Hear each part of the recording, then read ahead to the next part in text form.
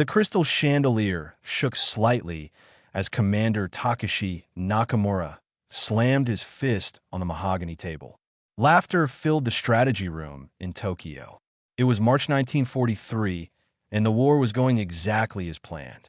At least, that was what every man in that room believed. "They are running away," General Homa declared, pointing at the map of the Pacific Ocean. Red flags marked Japanese-controlled islands stretching from the Philippines to the Solomon Islands. The Americans bypass our strongest fortresses like frightened children avoiding a schoolyard bully. Nakamura smiled, his perfectly pressed uniform reflecting the morning sunlight streaming through the windows. He had graduated top of his class at the Imperial Japanese Naval Academy. His strategies had helped Japan conquer half of Asia in less than 2 years. Now, at 35, he was the youngest commander advising the High Command. "Sir, the Americans have avoided Rabaul completely," a junior officer reported, moving blue markers on the giant map. "They took some tiny islands nearby, but left our main garrison untouched. We have over 100,000 troops there, and they just sailed past." More laughter erupted in the room. Admiral Tanaka, a veteran of 30 years, shook his head in disbelief. "In my days, warriors faced their enemies directly. These Americans have no honor. They fight like merchants, always looking for the easy path." Nakamura walked to the map, his boots clicking on the polished floor. He traced his finger across the blue ocean, connecting the dots of American movements. Something felt wrong, but he pushed the feeling aside. The numbers told a clear story. Japan controlled thousands of islands. The fortifications were perfect. Concrete bunkers 6 feet thick. Artillery positioned to destroy any landing force. Soldiers trained to fight to the death. "Commander Nakamura, what is your assessment?" Admiral Yamamoto asked from the corner of the room. The old admiral had been quiet during the entire meeting, his face unreadable. Nakamura straightened his posture. "Admiral, I believe the Americans are making a critical mistake. They lack the stomach for real combat. After Guadalcanal, they learned they cannot defeat our fortified positions. So now they practice what I call cowards' tactics. They take empty islands and claim victory, and our bypassed garrisons." Yamamoto asked quietly. "They remain as thorns in the American supply lines," Nakamura replied confidently. "Every island we hold forces them to keep ships and aircraft watching us. They spread themselves thin while we conserve our strength for the final battle." Yamamoto said nothing. He had studied in America years ago. He knew something these young officers did not understand. But his warnings before Pearl Harbor had been ignored. Why would they listen now? The meeting continued for 2 more hours. Reports came in from across the Pacific. Japanese forces were dug in deep on dozens of islands. Tarawa, a tiny atoll in the Gilbert Islands, had been transformed into an impregnable fortress. Rear Admiral Shibasaki commanded 4,500 troops there.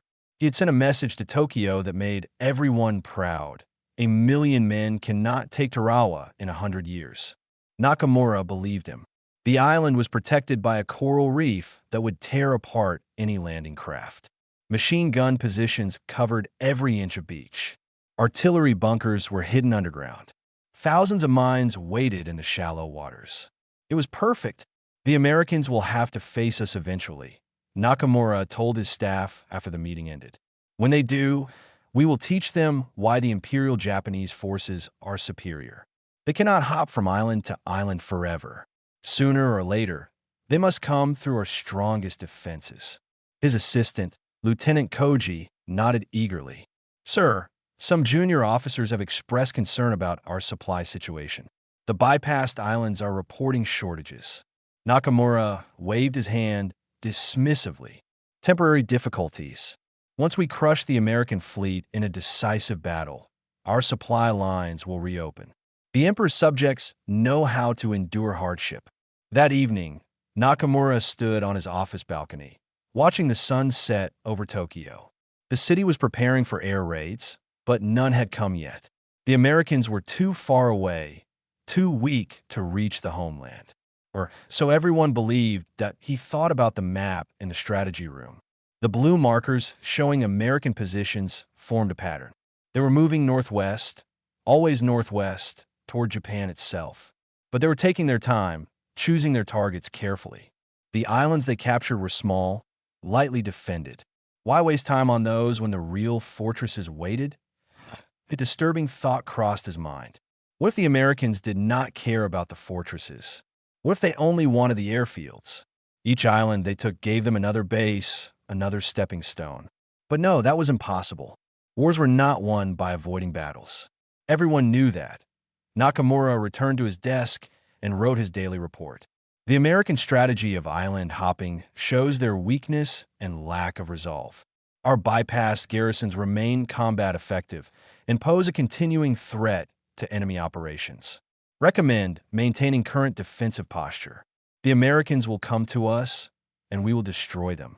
He sealed the report and handed it to Lieutenant Koji. Deliver this to Admiral Yamamoto personally.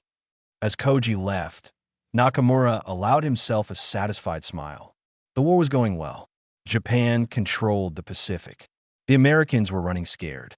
Nothing could change that reality. But far across the ocean, in a secret room at Pearl Harbor, other men were studying different maps. They were planning something that would prove Nakamura and his laughing generals terribly, devastatingly wrong. The storm was gathering, and it was bigger than anyone in Tokyo could imagine. The joke, it turned out, was not going to be on the Americans after all. The smell of coffee mixed with cigarette smoke filled the underground command center at Pearl Harbor. Colonel James, Iron Jim, Brennan stood before a massive table covered with maps, photographs, and intelligence reports. His weathered face told stories of battles already fought. Guadalcanal had given him a silver star and nightmares that woke him every night. Gentlemen, what you are about to hear does not leave this room. Admiral Nimitz began, his voice calm but firm. Around the table sat 30 officers, each handpicked for what was coming. We are going to hit the Japanese where they do not expect us. We are going to hit them hard, and we're going to do it with such speed that they will not know what happened. Brennan pointed to a tiny dot on the map. Tarawa Atoll. Most Americans had never heard of it. In 3 months, every newspaper in the country will be printing that name. Tarawa is approximately 2,400 miles southwest of Hawaii, Brennan explained, his voice steady despite the fear he felt inside. The Japanese have turned it into a fortress. Admiral Shibasaki commands about 4,500 troops there. He has boasted that 1 million men cannot take Tarawa in 100 years. How many men are we sending? A young captain asked. 18,000 Marines for Tarawa alone. Another 6,500 for Macon Atoll. Total force for Operation Galvanic exceeds 35,000 combat troops, supported by over 200 ships and 1,000 aircraft. The room fell silent. Everyone understood what those numbers meant. This was not a raid. This was an invasion. Lieutenant Danny Chun sat in the back row, trying to absorb everything. At 22 years old, he was one of the youngest officers in the room. His parents had immigrated from China before he was born.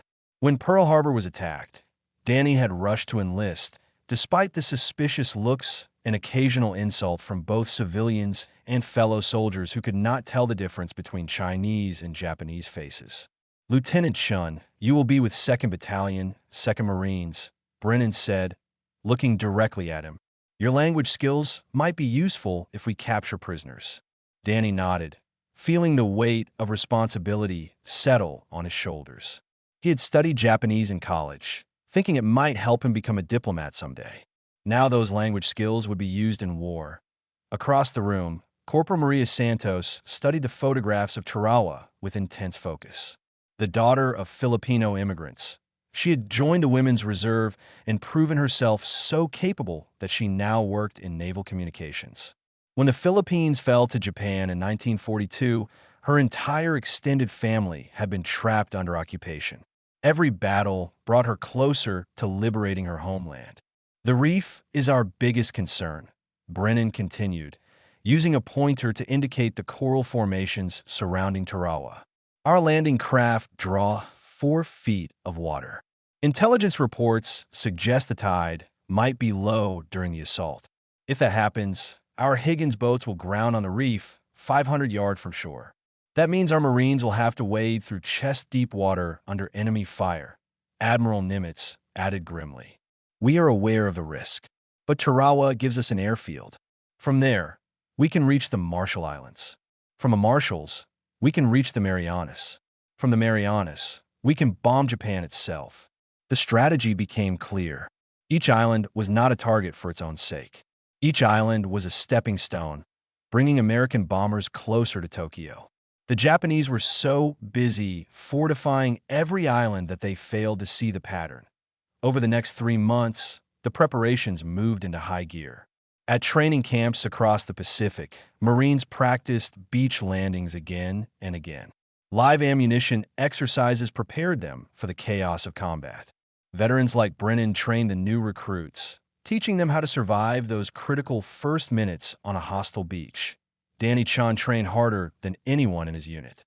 He wanted to prove himself, not just to his commanding officers, but to every Marine who had ever given him a suspicious look. During one training exercise, he pulled a wounded man from the water while under simulated fire. His platoon sergeant, a tough Irish kid from Boston named O'Malley, clapped him on the shoulder afterward. "You are all right, Chun. I do not care where your parents came from. Out here, we are all just Marines." Those words meant more to Danny than any medal could. Maria Santos worked 18-hour days coordinating the massive logistics operation. Every ship needed fuel. Every Marine needed ammunition, food, water, medical supplies. The scale was staggering. Operation Galvanic required 300 tons of supplies per day just for the assault phase. Communication systems had to be perfect. One missed message could cost hundreds of lives. She volunteered for every difficult assignment, determined to prove that women could handle combat-adjacent roles just as well as men. Her commanding officer, Lieutenant Commander Walsh, eventually told her to go get some sleep before she collapsed from exhaustion. "I will sleep when we win," she replied. As November approached, the massive fleet began gathering. Battleships, carriers, cruisers, destroyers, transport ships, supply vessels. From the air, it looked like a city of steel floating on the ocean. 50,000 men preparing for battle. Most of them were young, barely out of high school. They wrote letters home, not knowing if they would return. Brennan stood on the deck of his transport ship the night before they departed. He thought about all the young faces he had seen during training. Good kids, brave kids. How many would die because of the orders he gave? Admiral Nimitz had told him something in private. "The Japanese think we are cowards for avoiding their fortresses. Let them think that. When we hit Tarawa, we will show them what Americans can do when we choose to fight." The fleet sailed west into the darkness. Somewhere ahead, beyond the horizon, Rear Admiral Shibasaki waited in his concrete bunkers, confident that no force on Earth could take his island. He was about to discover how wrong he was. Dawn broke over Tarawa on November 20th, 1943, and the world exploded. Battleship guns fired with a sound like thunder that never stopped. The USS Maryland, USS Colorado, and USS Tennessee pounded the tiny island with 16-inch shells that weighed as much as a small car. Each explosion sent coral, sand, and concrete flying hundreds of feet into the air. Inside his command bunker, Rear Admiral Shibasaki felt the walls shake. Dust fell from the ceiling with each impact, but the bunker held. His engineers had done excellent work. The walls were 6 feet of reinforced concrete. The Americans could fire all day and never break through. "Sir, they are launching landing craft," a lookout reported through the communication tube. "Hundreds of them." Shibasaki smiled. Everything was going according to plan. Let them come. The reef would stop their boats. His machine guns would do the rest. 3 miles offshore, Danny Chung gripped his rifle so hard his knuckles turned white. The Higgins boat carrying his platoon bounced across the waves, seawater spraying over the sides. 40 Marines packed into a space meant for 30. Everyone was thinking the same thing, but nobody spoke. They all knew what was coming. 30 seconds, the coxswain yelled, then the boat shuddered to a halt. The coral reef had stopped them, exactly as intelligence had feared. The ramp dropped, and immediately machine gun fire tore through the air. The Marine in front of Danny took 3 steps and fell into the water, his blood mixing with the ocean. "Move! Move! Move!" Sergeant O'Malley screamed. Danny jumped into the water and nearly went under. The water was chest deep, and his equipment weighed over 60 pounds. Bullets zipped past his head, making sounds like angry hornets. A Marine next to him screamed and disappeared beneath the waves. Another one ahead stumbled and fell, the water around him turning. Our EDIT was 500 yards to the beach. The longest 500 yards of Danny's life. The Japanese had positioned their weapons perfectly. Every machine gun covered a specific section of the reef. Mortars had been pre-sighted to drop shells exactly where the Marines would be waiting. There was nowhere to hide, no cover, nothing but chest-deep water and death coming from every direction. Danny kept moving because stopping meant dying. A bullet grazed his helmet, knocking it sideways. He pushed forward, stepping over bodies of men he had trained with. His best friend, Jimmy Rodriguez from Texas, was floating face down 10 feet away. Danny wanted to stop, wanted to help, but O'Malley was screaming at everyone to keep moving. After 15 minutes that felt like 15 hours, Danny reached the seawall. Only 12 Marines from his platoon of 40 had made it. The others were dead or wounded in the water behind them. From her station on the USS Rocky Mount, Maria Santos listened to the chaos on the radio. The voices of combat controllers were desperate, professional, and terrified all at once. "We need fire support on the West Beach. They are getting slaughtered. Second wave is stuck on the reef. We have massive casualties. More ammo. For God's sake, send more ammunition." Maria coordinated with the artillery officers, directing naval guns to blast Japanese positions. But the concrete bunkers were too strong. The shells would hit, send up huge explosions, and then the machine guns would start firing again as if nothing had happened. "We are losing too many men," Commander Walsh said quietly beside her. His face was gray with stress. Colonel Brennan was already on the beach, coordinating the assault from a shell crater. Bullets zinged overhead constantly. A sniper had nearly got him twice. He watched his Marines throw themselves against Japanese bunkers again and again. The only way to take out the fortifications was to get close, very close, and use flamethrowers or explosives. "Third platoon, advance on that bunker," he ordered. 6 Marines ran forward. 2 fell immediately. The others reached the bunker and shoved a satchel charge through the firing slit. The explosion was muffled, contained within the concrete structure, but when the smoke cleared, the machine gun was silent. 1 bunker down. 50 more to go. Commander Nakamura arrived at Tarawa on a fast destroyer late on the first day. He had come to observe the American failure. Instead, he watched in growing horror as Marine after Marine charged forward despite impossible odds. The reef was covered with American bodies. The beach was a slaughter zone, but still they came. "Why do they not retreat?" he asked the destroyer captain. "They are dying by the hundreds." "I do not know, sir, but they keep attacking. I have never seen such determination." That night, the Japanese launched a banzai charge. 200 soldiers screaming and running at the Marine positions with bayonets fixed. The Marines dug into shallow fighting holes, met them with rifles, machine guns, and grenades. The charge broke against the American line like a wave against a rock. Danny Chun fired until his rifle barrel was too hot to touch. Enemy soldiers fell within feet of his position. O'Malley next to him fought with a knife when his gun jammed. It was savage, brutal combat in the darkness, lit only by muzzle flashes and explosions. By dawn of the second day, the Marines held 1/3 of the island. By noon of the second day, they held half. The Japanese fought from every bunker, every shell hole, every inch of ground. They would not surrender. They would not retreat. But slowly, meter by meter, they were pushed back. Brennan coordinated with the flamethrower teams. These brave men, carrying tanks of fuel on their backs, moved from bunker to bunker. The flame would shoot into the firing slits, and the screaming would begin. It was horrible work, but it was the only way to clear the fortifications that on the third day, 72 hours after the first Marines hit the beach, the island was secure. Of the 4,500 Japanese defenders, only 17 were captured alive. The rest fought to the death. American casualties were devastating. Over 3,000 killed or wounded. But Tarawa was taken. Nakamura watched the American flag being raised over the island. His hands trembled. They had done it. In just 72 hours, they had taken an island that was supposed to be impregnable. And if they could do it here, they could do it anywhere. The flight back to Tokyo felt longer than it actually was. Commander Nakamura stared out the window of the transport plane, seeing nothing but the images burned into his memory.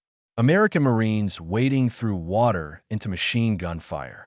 American flags rising over supposedly impregnable fortresses. The impossible made real in 72 hours. The laughing had stopped in the strategy room. When Nakamura presented his report in late November 1943, the silence was deafening. The same generals who had mocked American tactics now sat frozen, listening to details they did not want to hear. Tarawa fell in 3 days, Nakamura said, his voice hollow. Macon fell in 4. The Americans have demonstrated they can land 50,000 combat troops on any target and overwhelm our defenses through sheer determination and firepower. But our casualties, General Homa began weakly, were irrelevant. Nakamura interrupted, something he would never have dared do before. Yes, they lost 3,000 men. But they took the island. They have the airfield, and they're already planning the next assault. Admiral Tanaka shifted uncomfortably in his chair. What about our bypassed garrisons? Rabaul still has 100,000 troops. Truk has our largest naval base. These positions threaten American supply lines. Nakamura walked to the map and picked up a blue marker. He drew circles around the bypassed Japanese positions. Sir, I visited Rabaul last week. Would you like to know what I found? The room waited. Starvation. Disease. No supplies have reached them in 2 months. American submarines sink any transport ship that tries to break through. American aircraft from newly captured islands bomb them daily. The 100,000 troops you mention are combat ineffective. They cannot attack. They cannot even feed themselves. They sit on that island eating grass and waiting to die. The words hit like physical blows.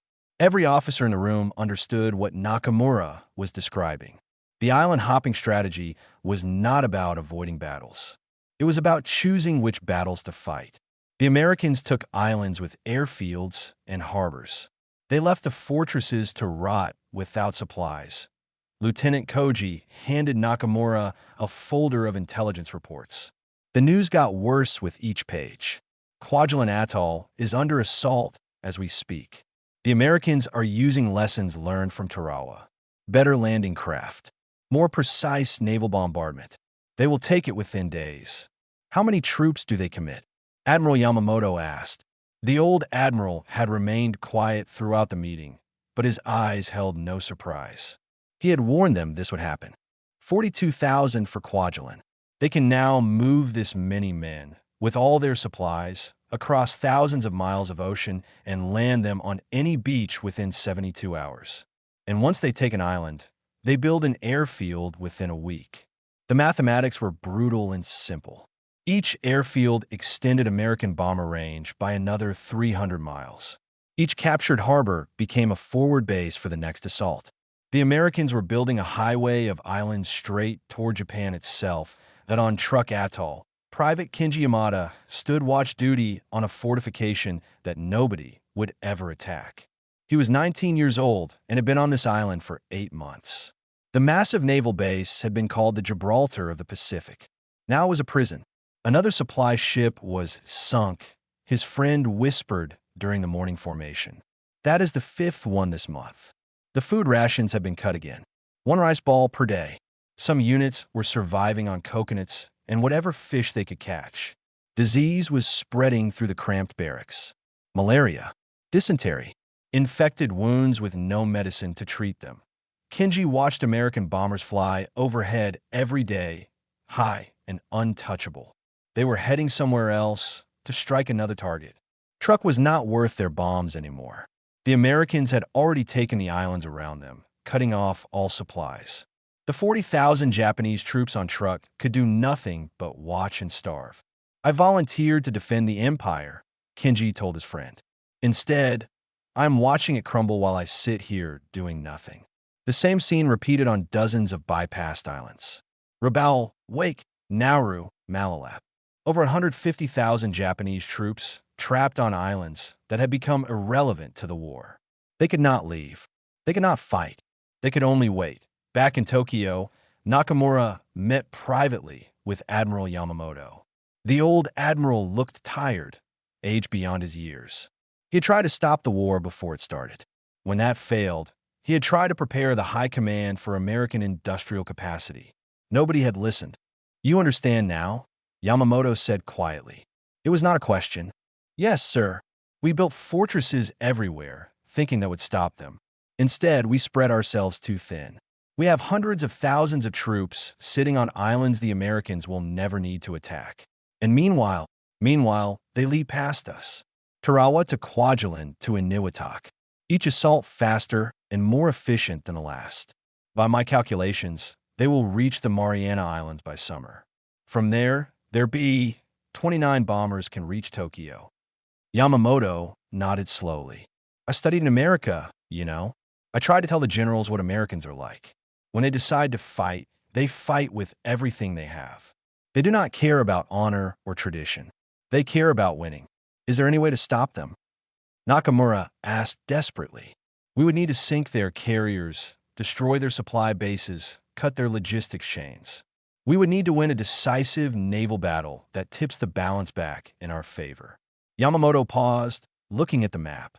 "But we do not have the ships anymore. We do not have the fuel. We do not have the pilots." In February 1944, the Americans took Eniwetok. In June, they landed on Saipan and the Mariana Islands. Each assault followed the same pattern. Overwhelming force, coordinated naval and air support, Marines hitting the beaches with unstoppable momentum. 50,000 men could appear anywhere in 72 hours. The Japanese defenders fought with incredible courage. They fought to the last man, exactly as their training demanded. But courage alone could not stop artillery shells, naval bombardment, and waves of Marines who just kept coming no matter how many fell. Nakamura watched the reports flow in, each one confirming the terrible truth. The strategy he had mocked as cowardly was destroying the Japanese empire piece by piece. The Americans were not avoiding battles. They were choosing which battles mattered. Every fortress Japan had built with such pride had become a tomb for soldiers who would never fight, never retreat, never even see the enemy. They would just sit there until the war ended or starvation claimed them. The laughing in the strategy room had turned to silence. And the silence was filled with the sound of American boots hitting beaches across the Pacific. Peleliu Island, September 1944. Colonel Brennan crouched behind a limestone ridge as Japanese artillery pounded the American positions. This assault had been supposed to take 4 days. They were now in week 2, fighting for every cave, every ridge, every inch of coral rock. "We are getting too good at this," Brennan muttered to his executive officer. "And the Japanese are learning from every battle." The island-hopping strategy was working, but the cost kept rising. Each Japanese commander studied the previous defeats and adapted. They stopped defending the beaches and pulled back into the interior, into caves and fortified positions that were nearly impossible to destroy. The Marines still won, but the casualties mounted. Danny Chun had made it through Tarawa, Kwajalein, and Saipan. He was now a captain, commanding his own company. The bright-eyed kid who had joined to prove himself was gone, replaced by a hardened officer who had seen too many friends die. The Bronze Star on his uniform felt heavy, earned by pulling wounded men from enemy fire during the Saipan assault. "Sir, we have movement in the cave system," his radio man reported. "Could be 20 or 30 hostiles." Danny coordinated with the flamethrower teams and the demolition squads. This was how they fought now. Seal the caves with explosives. Burn out the ones they could reach. It was brutal work, and nobody liked it, but the Japanese refused to surrender. Every position had to be taken by force. Maria Santos had been promoted to lieutenant and was now coordinating communications for the entire Philippine Sea operations. When MacArthur returned to the Philippines in October 1944, she was part of the support staff that made the invasion possible. Standing on the deck of a command ship, watching American forces land on Leyte, she cried for the first time since the war began. Her homeland was being liberated. The island-hopping strategy had proven devastatingly effective. By the end of 1944, American forces controlled a chain of islands from Hawaii to the Philippines.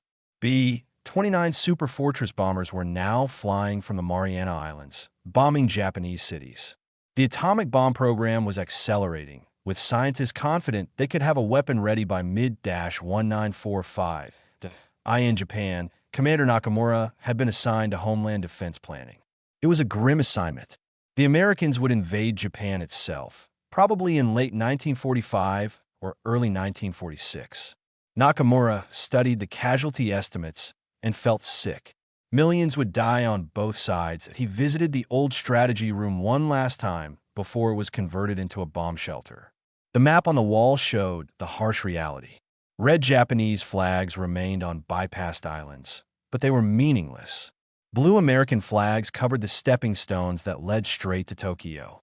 Over 100,000 Japanese troops remained trapped on useless islands, combat ineffective, forgotten by everyone except the families who would never see them again. Admiral Yamamoto had died in 1943 when American fighters shot down his plane. Nakamura often thought about their last conversation. The old admiral had been right about everything. But being right had not been enough to change the outcome. The atomic bombs fell on Hiroshima and Nagasaki in August 1945. Japan surrendered on August 15th. The war was over. Colonel Brennan stood on the deck of the USS Missouri and watched the surrender ceremony. He thought about all the Marines who had died to make this moment possible. The kids who waded through the water at Tarawa. The men who charged Japanese bunkers on Poliliu and Iwo Jima. Victory felt hollow when purchased with so much blood. Years passed. The world rebuilt. Veterans tried to forget the things they had seen. In 1998, an elderly Japanese man stood at a podium in a military academy outside Tokyo. Commander Nakamura, now 89 years old, had become a respected military historian.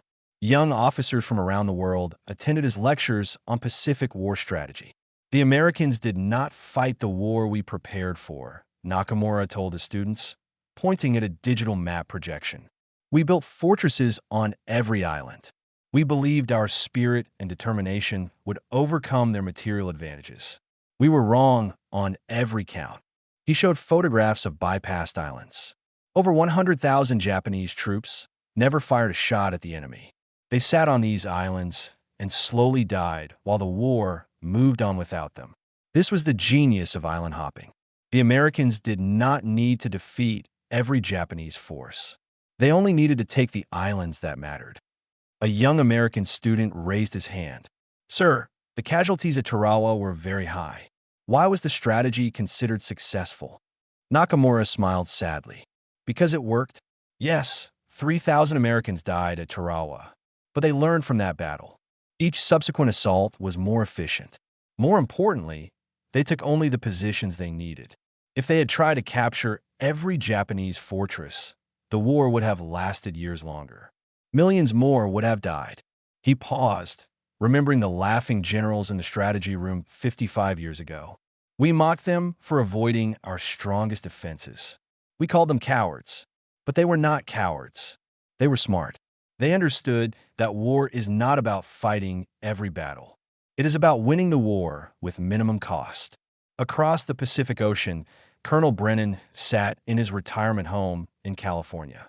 At 83 years old, his hand shook slightly as he held the letter from a Marines History Foundation.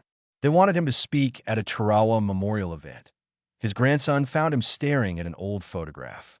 40 young Marines posed for the camera before boarding landed craft. Only 12 of them had survived that first day. "Grandpa, will you tell me about the war?" the boy asked. Brennan looked at his grandson and saw the same eager innocence he had seen in all those young faces so long ago. "The war taught me that courage is not about wanting to fight. It is about fighting when you must for the people who depend on you. In Manila, Maria Santos sat at a veterans reunion with other Filipino-American soldiers who had served in the Pacific. At 76, she still carried herself with military precision. They shared stories, laughed at old memories, and quietly honored the friends who never came home. "We did not know we were changing history," she told a young journalist interviewing her. "We just knew we had to keep moving forward, island by island, beach by beach, until we won." The island hopping strategy had shortened the Pacific War by an estimated 18 months to 2 years. It saved countless lives by avoiding unnecessary battles. It demonstrated that innovation could defeat tradition, that flexibility could overcome rigid doctrine. Danny Chun, now a retired general, visited the Tarawa Memorial with his family. He stood before the wall of names, finding the ones he remembered. Rodriguez, Miller, Al-Mali. So many good men who never got to see the peace they fought for. His granddaughter tugged at his sleeve. "Why are you crying, Grandpa?" "Because they were brave," he said quietly. "Because they mattered. Because someone needs to remember." The sun set over the memorial. Waves crashed against the beach where Marines had waded into history. The coral reef still showed scars from the bombardment 50 years before. And somewhere far away, in classrooms and military academies around the world, students studied the strategy that changed warfare forever. The generals who had laughed were long dead. But their lesson lived on. Never underestimate an enemy who thinks differently than you do. Never assume your way is the only way. And never forget that pride comes before the fall.